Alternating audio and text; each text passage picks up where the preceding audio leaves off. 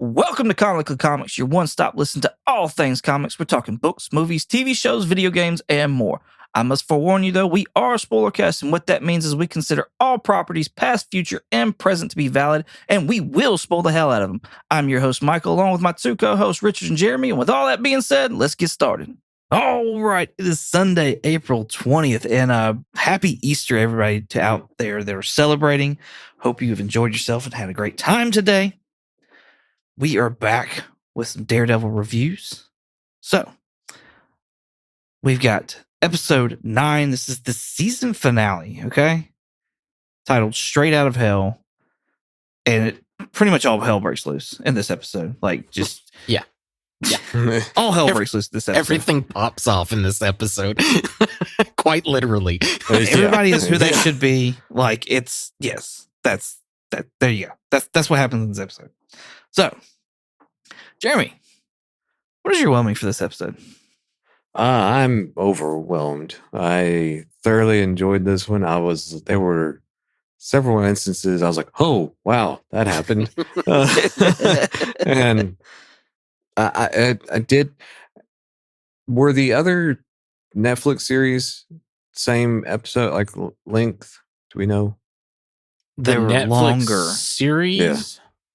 Like, you mean like the episode or the episode, like individual time run on each episode? Episode count. Like, oh, yeah, they were way longer. They were like 13 episodes or something like that. Yeah. so that would be like my one thing is that I feel like it should have gone a little bit longer. Like I think I had a good ending for the most part, but I still feel like there could have been more played out. So that part, that was a little disappointing. And it could just also be just me wanting it to keep going because I really enjoyed this series too. So it could be that as well. But overall, I thoroughly enjoyed it. And I'm definitely excited to see the next season. And I hate that we got to wait a whole year for it or so. A whole motherfucking year. Yeah. March of next year is when it's supposed to come out. Yep. Yeah. It's been said. It's been out there in the ether. That's what it is. March of next year is when the next season comes out. No, they need to do it where it's like the good old days. You have a series in the fall and a series in the spring. Rumor is we may get a Frank Castle special presentation. I think that's more than just a rumor now. Oh, is it? Yeah, I think that's been all but confirmed with that post-credit scene. Nice. Yeah, that's kind of what I was looking, kind of Googling that too whenever that happened, trying to mainly, honestly, just to make sure I wasn't missing some kind of name drop with Anthony or whatever. So I was like, who is this guy? And but that I had read through that saying like it seemed like it was going to give setting the Punisher up for some kind of. They were saying the article I had read, it might be something kind of similar to Werewolf by Night type thing. So yeah, it's going to be that might be pretty cool. A special presentation. So it's just going to be like a short little movie. Yeah. I think it would be really fun though. Yeah, being that Punisher season 1 was pretty good, and then season 2 was like, man, it was okay. I'm like, yeah, make it a movie. I don't need like seasons of the Punisher, because it's like Punisher's like John Wick, and as much as I like the John Wick movies, they're kind of running stale after like the 5th one or something like that. It's just like I can only watch John Wick kill so many guys after a while, and it's the same thing with the Punisher. Yeah. My whelming is I'm overly whelmed. Of course I am. This episode was great. It was fantastic. It gave me a lot of stuff that I've been wanting, and stuff that I truthfully never thought we would see underneath the Disney banner. And I've never been glad to be wrong, to be honest with you. And we'll talk about that when we get into it. But anyway. Yeah. I'm conflicted, whelmed again. Oh. Like for a season finale of Daredevil, this is kind of underwhelming. For a season finale of The Punisher, this is overwhelming. For a season finale of Daredevil not knowing, if I was sitting there not knowing, wasn't a nerd and didn't know that there was a season 2 coming, this is underwhelming. If this, being that I do know, I'm like, okay, I'm pleasantly whelmed because like it leads up to the next season perfectly. Like Walking Dead got kind of like shit on for this or whatever, and I feel like this is kind of some of the same stuff where it's like this giant cliffhanger, you know what I mean? And there was not really any Daredevil. Like there was an amazing fight scene. Don't get me wrong, absolutely amazing fight scene. Fantastic dialogue between Matt and Frank. Love that. Like I whoever's writing the relationship of Matt and Frank, by God, Marvel, you keep them because I love it. I love it. There's a few things that I have like quibbles with, but like I like it. I'm gonna say pleasantly whelmed, but like. I feel like it's just there. Do what? Pleasantly whelmed with an asterisk. Yeah, with an asterisk. Like, like there's times in here where it's like it's fantastic stuff, and then, but like as a story or whatever, like how it's being presented, I'm kind of like poo pooing on it a little bit. So, yeah, don't poo poo on it, man. Let's get into this fight scene. Somebody calls Frank Castle to go help out Matt because they're after Matt. The task force is after Matt. They're going to take him out. All right. And Matt makes his way from the doctor's office back to his apartment, which I don't know why he thinks it would be safe as his apartment, but that's what he does. So, and Frank's there waiting on him. Nice haircut, trimmed up beard, like clean shaved, all that jazz. And man, what a fight scene. What a fight scene with the duo there. Of course, Matt like trying not to take lives, Frank Castle not giving a fuck. And what did y'all think about this fight scene? I thought it was great as well. It was one I had to rewind and I was like, wait, did that just happen? And like did he just cut his genitals off? Like and then oh gosh, I didn't see that one. I couldn't tell if it was there, it was that low, or if it was in his gut. Like it was dark kind of scene. I had to turn off all the lights, like where I was watching it, so I could see what the heck was happening. But yeah, he cut lower, and then he slit the guy's throat. I was like, good gosh, man! Like that was just crazy to watch and see because that was a lot more than I expected, and definitely glad that they went that route though. Frank wasn't just slitting throats. He was like removing esophaguses. Like there was shit just flying around. Yes. It was crazy. Yeah, absolutely. Yeah. There was at one point, well, like I thought you were going to say, Jeremy, it's like right when the fight pops off, but it's when Frank comes behind one of the guys. He's like out on the balcony and he has a shotgun. And he like shoots the guy in the back of the head with a shotgun, and I think explodes his face outwards. And I was like, "Wow, this wasn't even the part I'm referring to." But I was like, "I never thought I'd see that." And then there's so many like just shit going on. And then at one point, Frank like has a guy like he's pinned his head on the table, and he takes the pistol and he like just shoots him 3 times in the head, which my wife was like, Frank, what are you doing? You're wasting ammo right now. he's dead, man.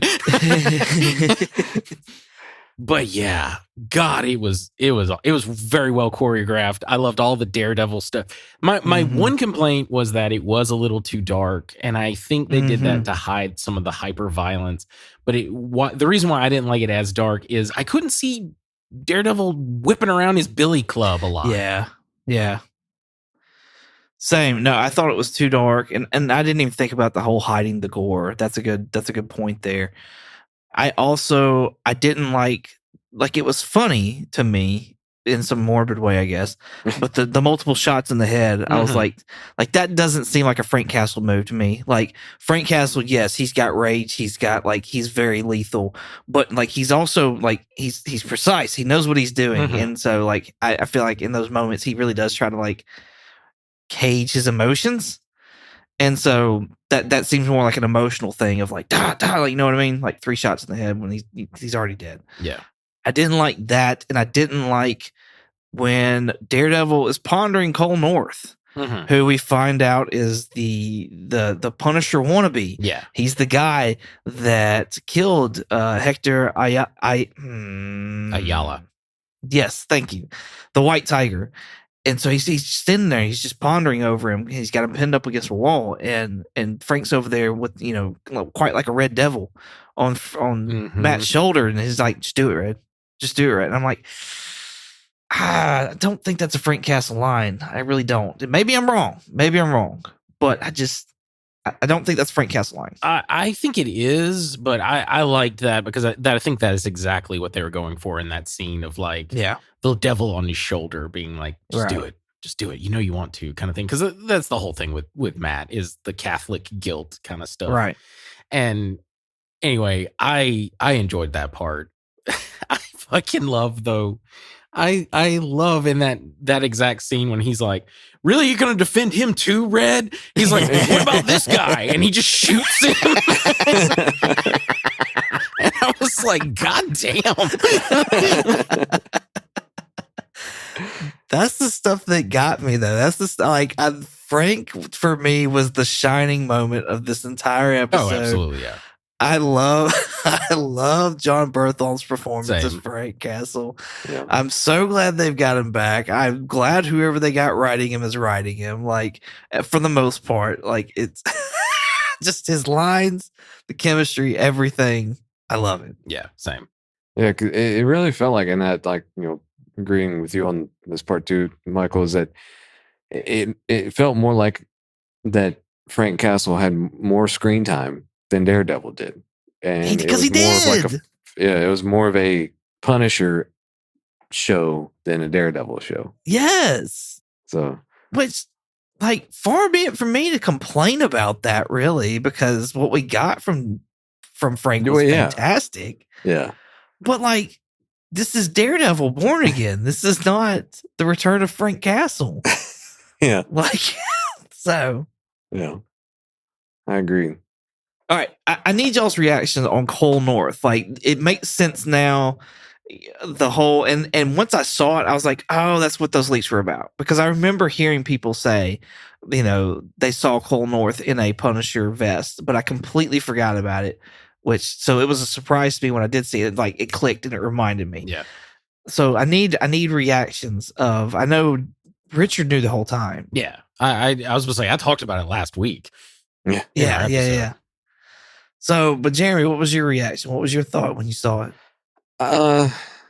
There was part of me that was kind of like, well, kind of disappointed because, throughout this series a little bit, and whenever he came into the picture, they were kind of, highlighting him on certain different scenes, and we were talking about what he might be doing, and like, I had said even like he, maybe he was going to go against Fisk on this, maybe he was going to be different on that, but so I don't know, it didn't quite fit what I was hoping for or what I thought would be there. So I was a little disappointed on that, and it just it kind of landed flat, I guess, for me. Like it wasn't like a huge thing, and like I was, like I said, a little disappointed. So it really, it really didn't do much for me. I wasn't the happiest with that one. Got you. Let me preference with this. I did some research on Cole North because I was a little bit more interested, and apparently this character was part of the Chip Zdarsky run, which is more of a recent. That's where Charles Soule's when Muse came in. Chip Zdarsky's run was after Charles Soule's. Anyways, this detective, this cop, he wasn't necessarily a crooked cop, but he was out against vigilantes and also Kingpin. Like, he went after both, and until I guess maybe siding more with vigilantes.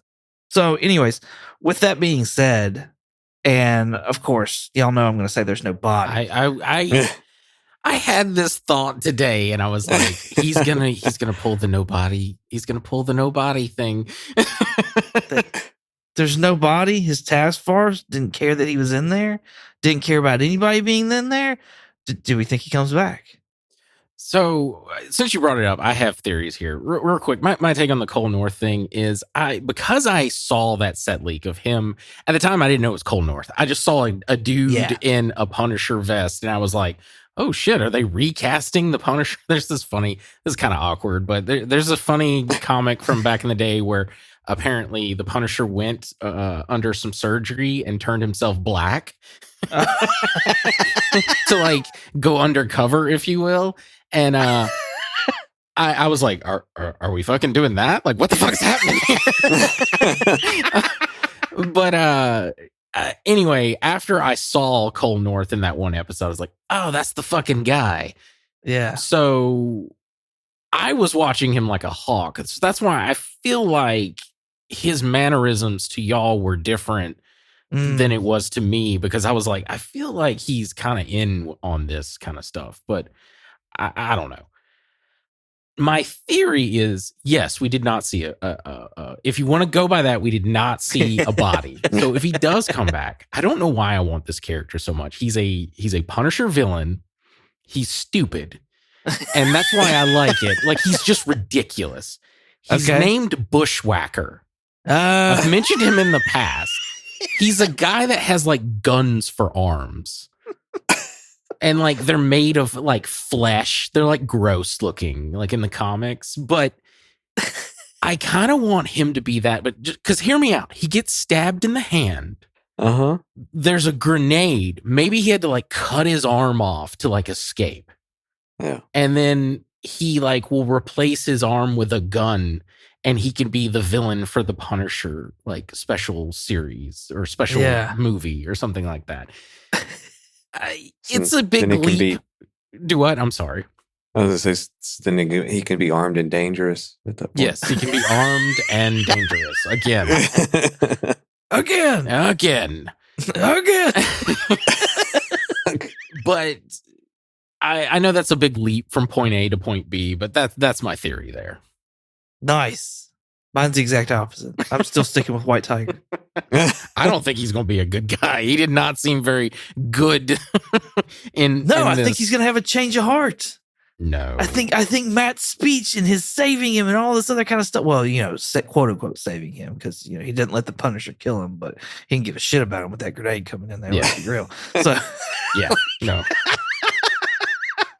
So I don't have to. I'm not going to kill you, but I don't have to save you. Yeah, right.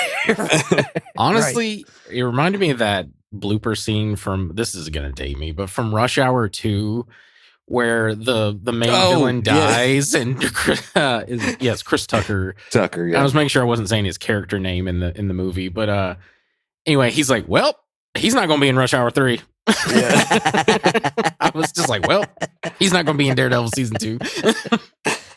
There's no body. There's no body. There's always a chance with no body. Were y'all surprised that it was Karen that called? I mean, I didn't watch the rest of those. I don't know if she was in, or he that was involved in the other seasons of Daredevil. Mm-hmm. But I had no idea that they had any kind of relations or anything like that. So got you. Yeah. I wrote down specifically, I didn't think we'd see her this episode, but I specifically wrote down when Punisher shows up to help, and he's like, someone called me, and he's like, wait, someone's looking out? Or he's like, someone's looking out for you, Red, or whatever the line was. I was like, oh, it's Karen. It has to be Karen. Yeah. And then she showed up in the episode. I was like, oh, cool. That was like a point of contention, I think, with fans, that Punisher and her had like a kind of like, will they, won't they? Like, they never did anything, but it was like, you could feel like their like physical attraction to one another in season 1 and in season 2. Right. Yeah. And I think a lot of fans didn't like that, because they were like, no, Karen should be with Matt, kind of thing. And Bernthal, is still like his whole, like, not Bernthal, but Frank is all about like, his dead wife kind of thing. Right. I say that a lot, kind of thing. But anyway. And yeah, they just kind of lean right into that with this, which was weird for me.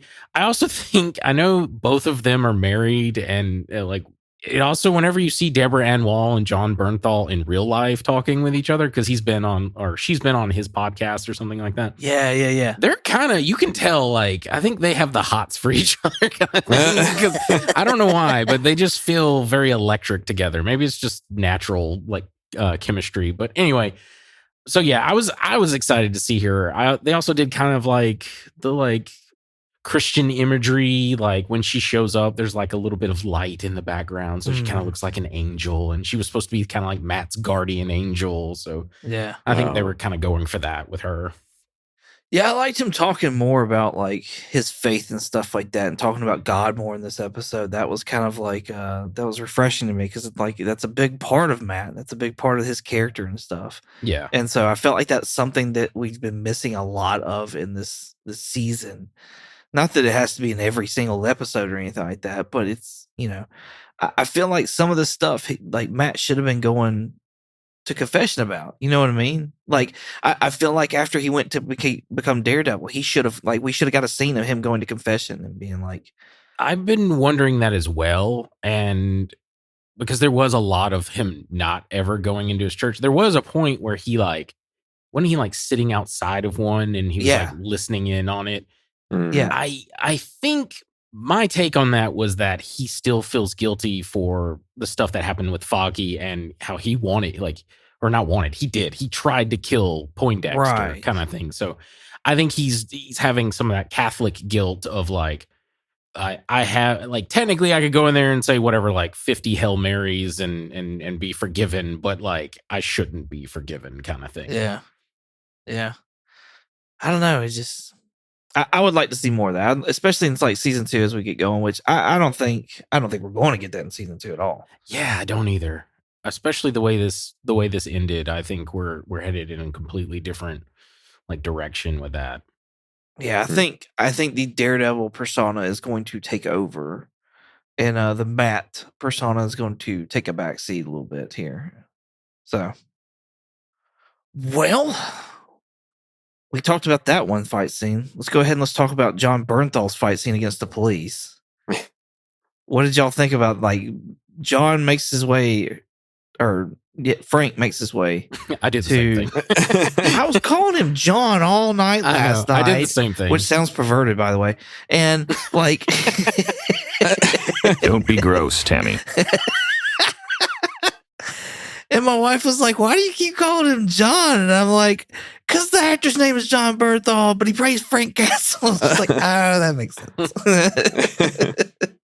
So, but anyways, Frank took on the police. He took on which, by the way, how many recruits do they have now for this task force? Like, because, oh my God, it looks like they have tripled in size. Yeah, they have. First it was like a handful of guys. Now it's like the whole fucking force. Right. But yeah, he just went into the hornet's nest and was like, fuck them all. Which is a very Punisher thing. It was very like, it was very Frank Castle, which I loved. Yes. Where he's like, fuck it, I'm not going with any, I'm going in alone and I'm just going to take all of them on. Yeah. Yeah, I thought it was really cool just watching him, and you know, it was there for a minute. You're like, oh, okay, maybe he'll be able to make it, but didn't quite get there. But he definitely he thinned the herd a good bit. So, and that there was one that he had grabbed that almost it looked close to Powell, and I was really hoping it was. Because I'm ready for him to get his big time. Same. And I think they're saving him for Punisher, like, spinoff. Yeah. I think they're saving him for that. Yeah, he's going to have a special death. Mm-hmm. But I loved watching that too. I mean, there was there was gunshots, there was hatchets, there was all kinds of weapons being used in that fight. I was Where just did like, the hatchet come from? I don't know. Did Frank have? I didn't like. I saw it buried in that one cop, but I was like, where the fuck did that come from? I thought somebody had it and he took it from him. Yeah, that's what I was thinking too. And then I was like, why would they bring a hatchet? Yeah, why the fuck would they have a hatchet at this point? Maybe they just read the book or something, so they're going to keep it with them now.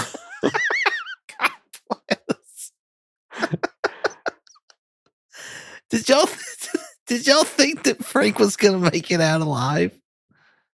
I mean, Did y'all worry that he? I apologize. Did y'all worry they were gonna kill him off? there was a slight worry because I mean I obviously didn't like read any about the special or anything like that later on, so there was a little bit of a concern there. Not like too bad, but I was glad to see that he wasn't. He's still with us. Yeah. Yeah, I heard the rumor about the Punisher special, but I was like, that's just a rumor that hadn't been confirmed yet. So I was like, right. Oh fuck, are they about? Because like, honestly, the entire time when they were fighting, I'm like, every single person shot him like in the back in that like bulletproof vest, and I was just like, you're not gonna shoot him in the head? Like, y'all can easily shoot him in the head. Like, they kind of explain that afterwards when they tie him up. And they're all like, hey, we want you to join us, kind of thing. So that kind of makes sense of like, okay, they weren't trying to kill him. They were just trying to like stop him. But yeah, no, I was worried. I was definitely worried. I was getting nervous. And but I have to mention, I forgot to mention, my wife was like, he sounds like a fucking bear. Like when he's just like, I was like, yeah, he sounds like that or like some kind of gorilla. Yeah. That was actually kind of getting on my nerves. That's one of the things I don't like. I need John to kind of calm down a little bit with those. Like as much as I need Charlie Cox to calm down on his screaming, I need John to calm down on his growls. Did the fight seem choppy to y'all? What do you mean by choppy? Like there's a lot of things chopped off. Like he seemed like he was walking up the ramp at one point, and then all of a sudden he was like, they cut to a different angle, and it's like he's in a different spot. Oh, okay. So like the editing was choppy. Yeah. That's what it felt. It felt like the editing was choppy in that scene. To be honest with you, I didn't notice. Yeah. So I'll say no, but I was gonna say if you didn't notice, then it turned out great for you. Yeah. I mean, I honestly didn't notice either, really. Because I caught myself saying, "How the fuck did he get there?" He can teleport, right? When Matt's talking to Karen and he's like, I need a team. Were y'all expecting the team that Josie's? No. Of like no. Cherry? No. And some other detective lady? No. And a few like cops that aren't crooked? No. Like I wanted Spider-Man. This is what I wanted. I was expecting Spider-Man, Luke Cage, Jessica Jones, and fucking Iron Fist, the thundering dumbass, and maybe Stick. That would have been a hell of a way to end that season. Like, well, you had to have Elektra come in there too. Yeah. Fuck out of here. That bitch is crazy. Well, like we see in this episode, Matt loves crazy, man. Oh, Matt's all about some crazy. I cannot believe Heather joined Fisk. There's part of me that wonders if she's intrigued a little bit and she's wants to see how deep the rabbit hole goes. Kind of thing. What are you, Morpheus? I don't know. I get so annoyed. Like, I'll talk about it after it's not long. I couldn't find this is what was actually intended originally, but they did this instead. But I will talk a little bit about the making of this show. Yeah.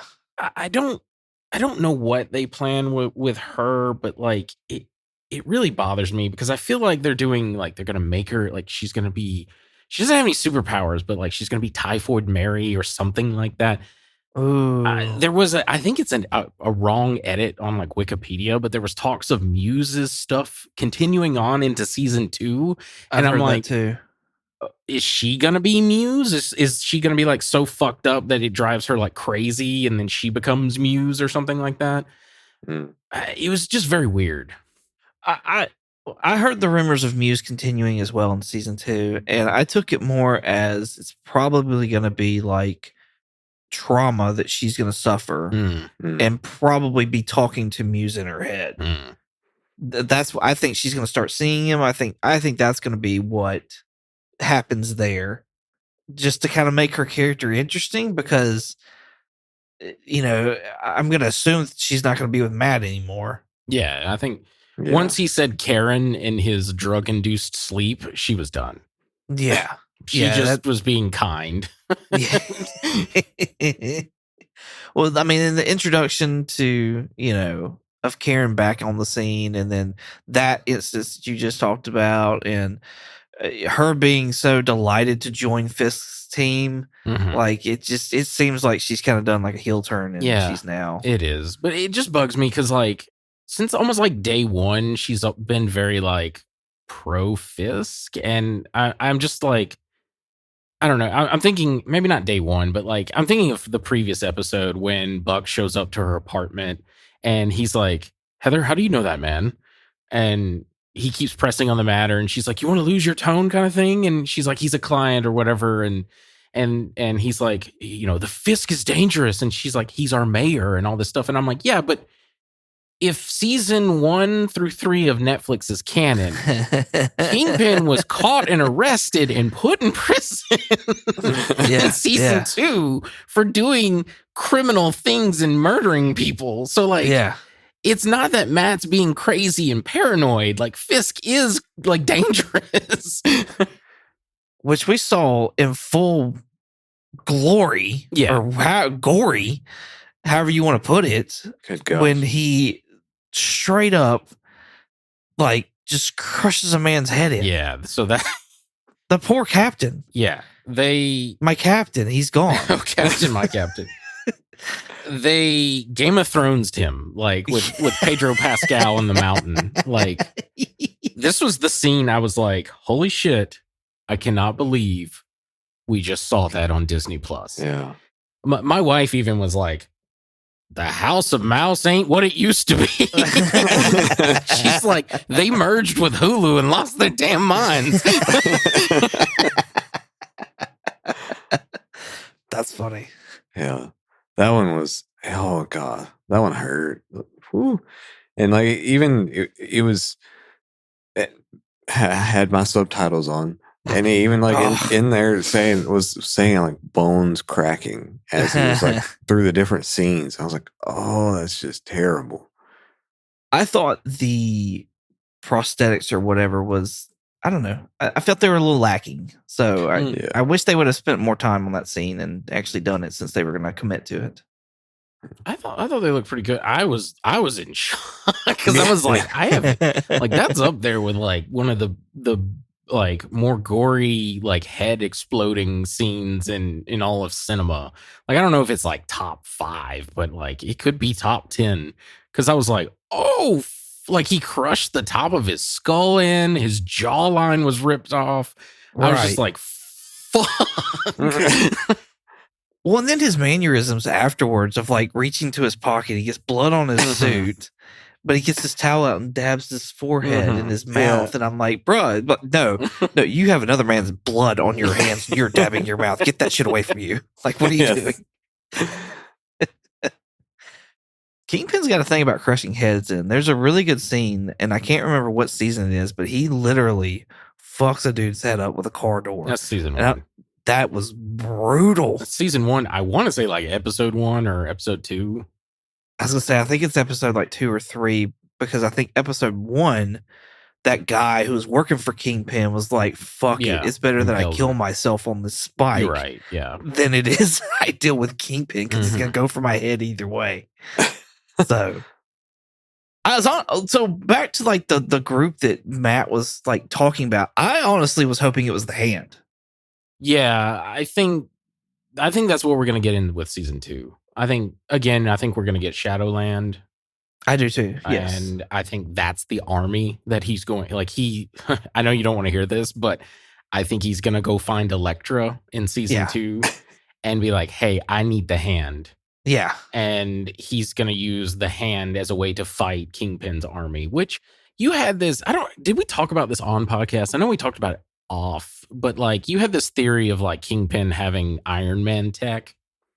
Oh yeah, I've said that a lot. Yeah. I'm so irritated because it should be that because I'm like, yes, Matt and Punisher outgunned as far as like an army of police officers with like machine guns and stuff. Like Matt is a ninja, but there's only so much one ninja can do to like 20 machine guns pointed at him. Right. But when you have other superheroes who have superhuman strength and stuff like that, I'm like, a bunch of thugs in body armor aren't going to do fucking shit. Like Spider-Man would just easily web all them up. Like, so it should have been like Iron Man tech, where it makes them even more of a threat for Right. superpowered people. And that's why he will eventually bring in the Hand. Well, part of the reason that I was saying possible Iron Man tech, whether I said it here or just off podcast or whatever, because one of my theories is that we got a huge rumor when this was being developed that Frank Castle was going to come back. He was going to be in here. And we were actually going to see like Punisher War Machine. So it was going to be like Frank Castle in the War Machine armor with the skull on it and everything. And I'm like, these cops, they have access, that they all want to be the Punisher or whatever. Like now, if they have access to Stark Tech because we got Armor Wars, like this would be a good way to kind of set that up a little bit and be like, oh, there's a threat because people have access to Tony's stuff. And they made a suit. And of course, they're going to put the Punisher logo on it. And then Frank makes his way over to it.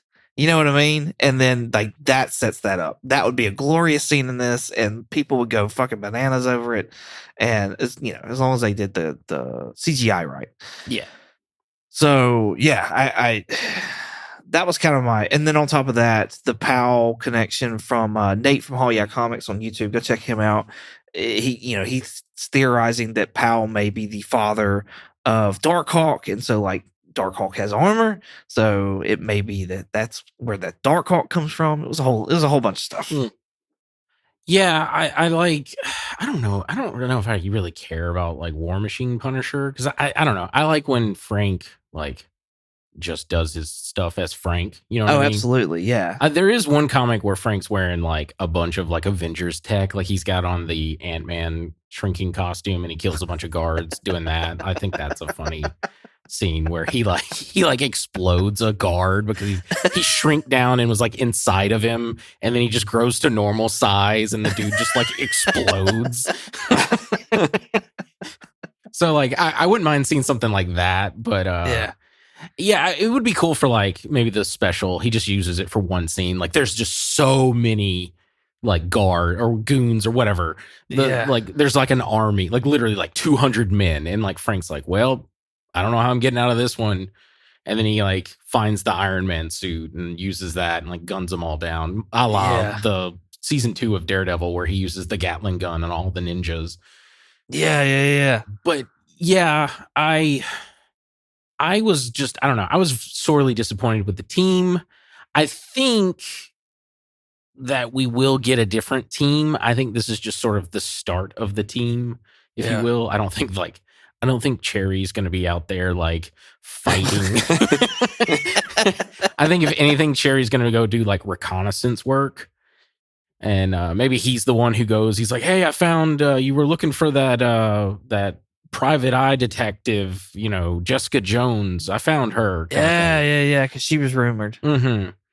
So I could see that, but yeah, I was really expecting that. And I know it was a bit of a stretch, but I was honestly expecting Spider-Man, because with this whole Safer Street initiative, I'm like, ain't no way Spider-Man's sitting this out. Ain't no way he's just going to be like, yeah, you know what? I'm going to stay home and eat pizza for a little while and just sort of see what's on the old Netflix. And gee golly willikers, this Wilson guy's, he's out of his mind. Yeah, like ain't no way that's happening. Fun stuff. That Sony VR headset's got him sucked in. Yeah, apparently. I had some things that we didn't talk about. Were y'all expecting Sheila to also turn goat? No, I don't know. Yeah, I could tell she's very conflicted. I think she's still, for now, I think she's just trying to save her own skin a little bit. Oh yeah, definitely. Until she can maybe figure out a way to help out better or something. So yeah, I think she's still just finding her way in there. But it did surprise me. Yeah, I think they did a good job of writing it to where like her and the audience at the same time understood the situation she was in. Mhm. And so it was like, she got met with this kind of do or don't, but this is what's going to happen. And it's like, what the fuck is she going to do? She's either going to do it or she's going to get her heads crushed in. Like, Yeah. nobody wants their head crushed in. My wife was shocked. I don't think I was, but she was very like, "Oh, Sheila, no." And yeah, I was. I think I was. I don't know if I was like shocked per se, but I was like, "Oh shit." I didn't expect. I thought she was gonna die. Honestly, when he was in that room and he was like talking by the window, I thought she was gonna come over there and he was just gonna like shove her out the window or something and kill her. No, I thought the same, because he mentioned something about like falling out of a window or whatever, and I was like, she's gonna die. So another thing about this whole window thing, all right, Kingpin almost got hit by Bullseye at the very we saw this the end of last episode, very beginning of this episode. They kind of go back over it, and what do? What do the Fisks do? They go into their room and they start to try and get themselves together and get cleaned up with all the motherfucking windows. Who does that? And then he's just walking in front of windows. He's turning his back to windows. The motherfucker's name is Bullseye, and he just tried to shoot you. No way I'm standing in front of a window for a while. Like, no. Yeah. No. Did they catch him? That was so like... They sort of just swept that under the rug. Like they were really like, we got to get to all this other stuff. So like the Bullseye shit's done. Yeah. I mean, they showed him. I forget where he was now, but later on in this episode, I mean, like obviously they had him at the beginning, but they showed him again later on, doing something on his own. Yeah, I forget exactly. It was a flashback with you talking about that part where he's like, no, okay, well, Matt was monologuing, talking about like the situation they're in and the team and also the Jazz, and then they show Poindexter and like this broken down apartment, like the glass is out in a window that's at the front. Oh yeah. There's these kind of ratty shades. You're right. I do remember that now. Yeah, you're right. So Poindexter, and they mentioned that he got away. That he was on the loose. That was kind of like the whole reason Fisk was taking that, to be able to do a blackout in the city and like get the task force going and all that jazz. Right. Yeah. I know. I remember that now. Yeah, I don't. I don't know how Fisk walks around with the balls that he has. Right? No. Yeah. Oh. Yeah, I hadn't even thought about that because for some reason I thought he got arrested, so that's why he was just like walking around willy nilly, like everything was okay. I kept looking at my wife. I'm like, what is he doing? Like, what? No, you don't go in front of windows for a while. What are you doing? I thought it was interesting that we finally learned the whole like what's so special about Red Hook kind of thing. I thought that was interesting. Yes. They want their own basically city state, and they kind of spell it out for us when Fisk basically tells Vanessa like, I always knew. Yeah. And he's like, there you moved millions with all the resources I have. Like we can move billions. Yeah. So it's kind of cool of like, okay, so he really kind of hadn't changed. He's always just been Kingpin from day one. It's like the commissioner was saying, like he called that he's always been Kingpin. He never changed. No, an opportunity presented himself. He said this. Yeah, but still. he's like, Echo healed my childhood trauma, but I still want to be bad. I'm just cool with my dad and maybe feel bad that I beat him to death with a hammer. I like some of the stuff we see just acknowledging the previous seasons. I love the avocados at law. I thought that was nice seeing that. When he's making that whole speech, I've harped on it enough, but the Safer Street stuff, I was like, my note was like, Spider-Man better fucking show up. That's all I got to say here. Out of anybody, at the least, he needs Luke Cage. Like this is such a job for Luke Cage here. Right, exactly. You just send him in there. Yeah. You don't even like Just give him some adamantium underwear and he's good. And we have that ability now. Yeah, exactly. In that speech, though, he mentions, and this is after he had crushed the head of Commissioner Gallo, but he was like talking about how like Commissioner Gallo has resigned. He's abandoned you. And I was like, yeah, he's resigned from life.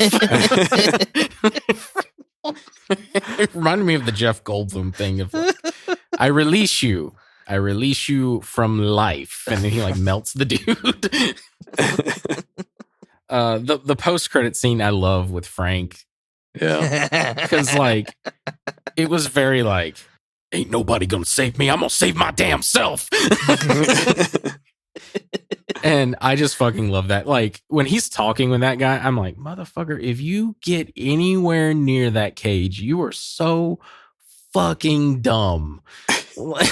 And then he's like, can I just shake your hand? I'm like, don't do it. Don't. Like, I don't even know why I'm helping them because they're all a bunch of assholes anyway. But I'm just like, don't do it.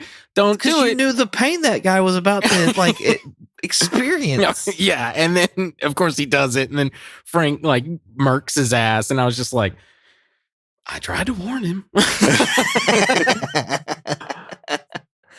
So did he murder him? Yeah. I hadn't murdered him yet. I thought he, I know he breaks his arm. And then I thought he like took something and like stabbed him in the neck with it. Oh, did he? Yeah. Oh, I don't know. I may have missed that. I don't know if it was a can already- knife or a pin or something. Frank will use anything as a fucking weapon. Right. Use a box of scraps. Yeah, pretty much. Yeah, I was just like, Frank is right now like all you're doing is making him he's a caged animal. Like that. Yeah. That's all you're doing is painting that picture of like he's a caged animal. Right, yeah. Oh, yeah. Especially with the gorilla noise, the like bear noises he made Oh! earlier. Sorry, I skipped over one note. One of the other things too, I just thought it was a dumb plan for how they were going to kill Matt while he was in the hospital. Is Buck was going to sneak in there with the syringe, and I'm like, hang on, like you know he's Daredevil. Like Buck knows he's Daredevil, so you know that he has this hyper sense. Like I'm sure Kingpin like has told him that. So you can't sneak up on him. Like fucking pay a nurse because there's so many corrupt people like and have them do it. I was just like, that's such a dumb plan. Yeah, I was. Yeah, when he made it to the door and he pulled out a syringe, I said, "Oh, okay, we're going this route. That's unexpected."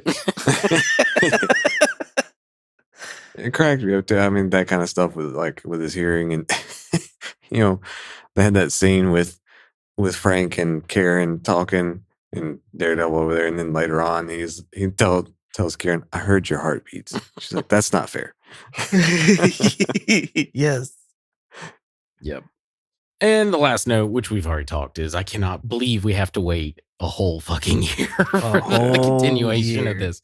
I told you that the other day, man. Yeah, I know, but I was fine with the way it ended because to me it wasn't so cliffhangery. Like it tied up all the like loose ends as far as like plot lines go. And then it does have me hyped for season 2. Like I am very like this wasn't like a whatever, like there's a gun to Matt. Like in other words, season 1 didn't end like the previous episode ended, where Matt gets shot and it like just goes to credits. Right. So we're just like, oh fuck, is Matt gonna live kind of thing.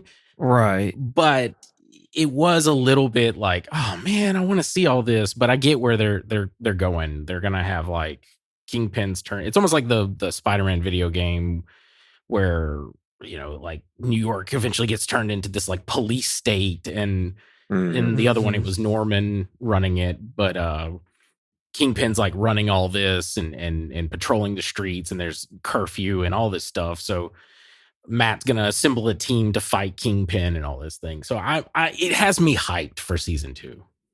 Now that you're saying that, now it's got wheels turning in my head. That's what it boils down to. Well, because we don't have a Norman Osborn in this universe, right? And people have said before of like, you know, could Kingpin could he be the one that did the Dark Avengers? Like, no, he's not a president of the United States. However, like he's Mayor Fisk.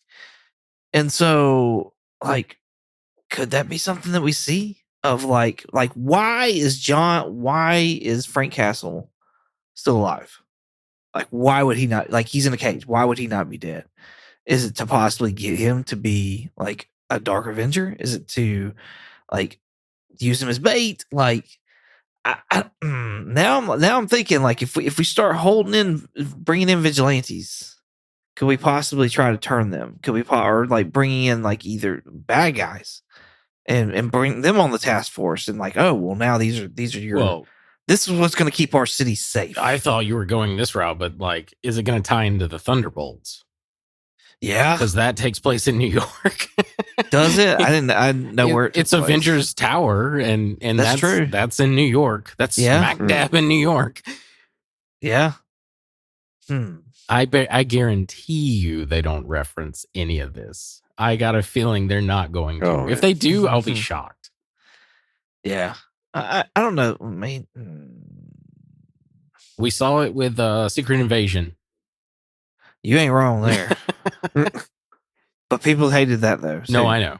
So but, yeah, I personally, this should be what leads into Thunderbolts. Is like, okay, so Fisk has turned New York into a police state.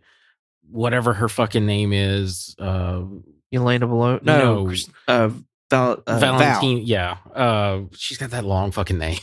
Valentina Allegra de la Fontaine. Yeah, that's it.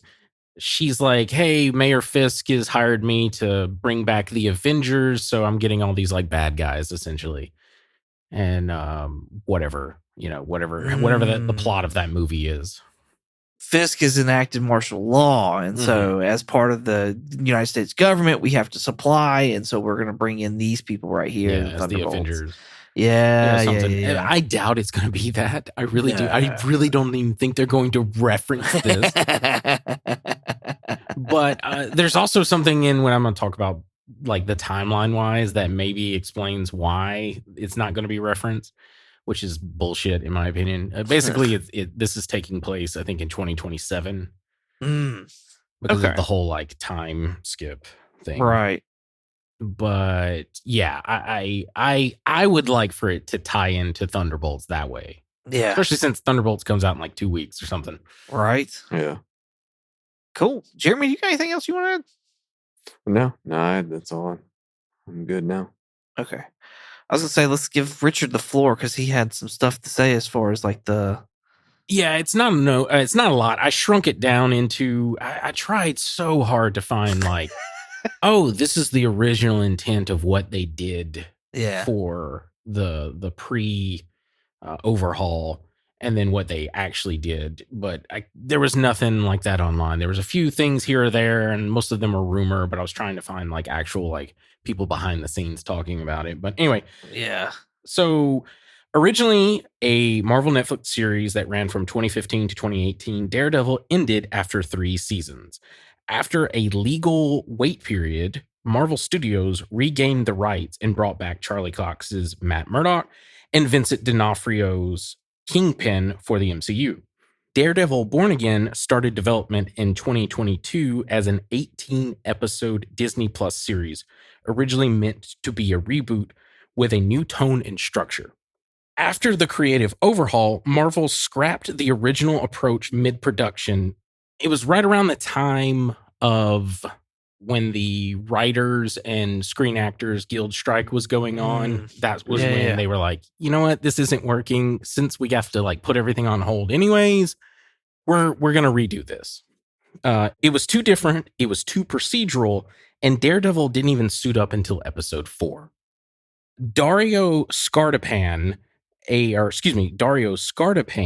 writer from the Punisher series, came on to be the new showrunner for the series, which I think explains why Frank Castle is so featured in this.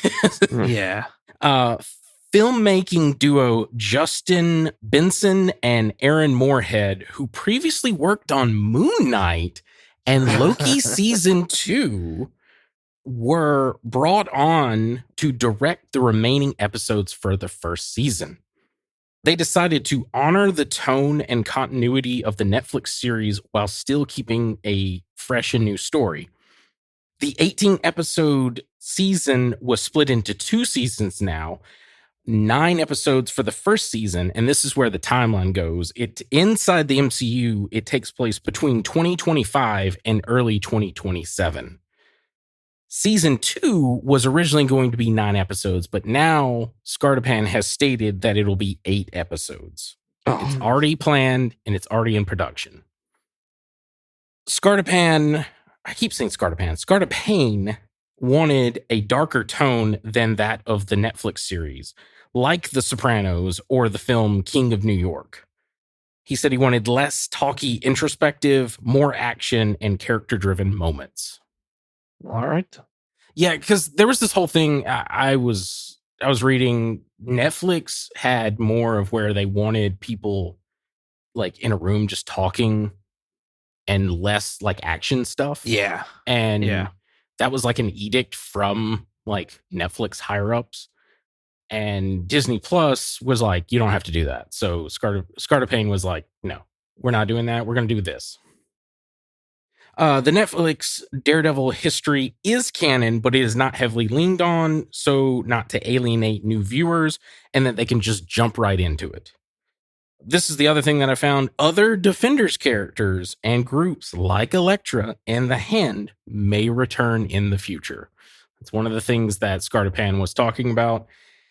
The series is considered underneath the Marvel television label like Echo and Agatha all along.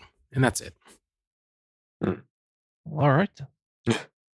Yeah, I mean, I'm excited for it, and I think we're going Shadowland. I think you're right. I think he may reach out to Elektra. Which, oh my God, not Elektra. You gotta have Elektra in a Daredevil story, man. Yeah. Yeah, I know, but like then that brings in a whole nother. It's like Catwoman and Batman. Like you have to have Elektra in there. Okay, but like here's a flaw to that though. So especially if we're talking about Zdarsky's writing, and if he has any influence on this story, Daredevil and Elektra wind up getting married to be like over the Hand. Yeah.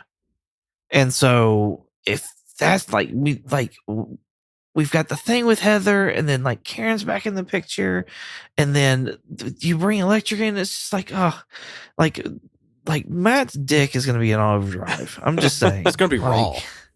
It's going to be red. Come on, Red. That's exactly what he's going to be saying. Come on, Red. Don't be gross, Tammy. I thought you were going to go with the dick move. No. Yeah, I kind of like that though. That's like more drama, and I like drama, so I could see is like Karen's back in the picture, but like maybe he meets with Elektra, and she's like, "Yeah, you can have the Hand, but you'll have to, marry me and take control of it," kind of thing. And Matt's kind of like way on like, oh, but I love Karen. I think Heather's out of the picture. Maybe not for Matt, but I think for as far as Heather towards Matt, Matt's out of the picture. Yeah, I agree. I think they're going to turn her into a villain somehow. I don't know how or what, but I think they're going to do that. Yeah, I like the Typhoid Mary thing. That would be cool. I was kind of expecting her, but I don't know that I see Heather being that. So yeah, cool. Well, y'all got anything else? Nope, that's it. No, yeah, I'm good. Awesome. Well, y'all come back next week. We're going to be talking all kinds of new stuff. There's trailers that drop Fantastic Four. I sent y'all a link to that. There's the Sandman teaser trailer thing for the second and final season of that. And I have thoughts on that as well. And there's all kinds of other things that have come out that we've got to address, we've got to talk about. So next week is all about the news, the rumors, all that jazz. So join us then.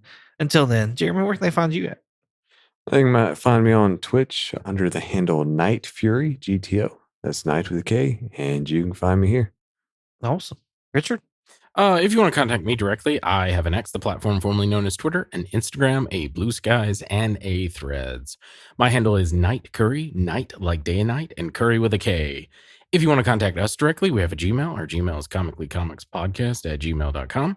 And if you want to check us out on YouTube, possibly TikTok, we'll see, and Instagram, you can check us out under the name Comically Comics Podcast. And if you want to check us out on X, the platform formerly known as Twitter, you can check us out under the name Comically Comics with an X. Awesome. You can find me on Instagram, eBay, and Shortbox22_comics, as well as YouTube at 22 Comics. Thank y'all so much for listening. Hope you enjoyed as much as we did making it. With all being said, say goodbye, Jeremy. Bye, Jeremy. Goodbye, Jeremy. Goodbye. You're a bunch of clowns, you know that?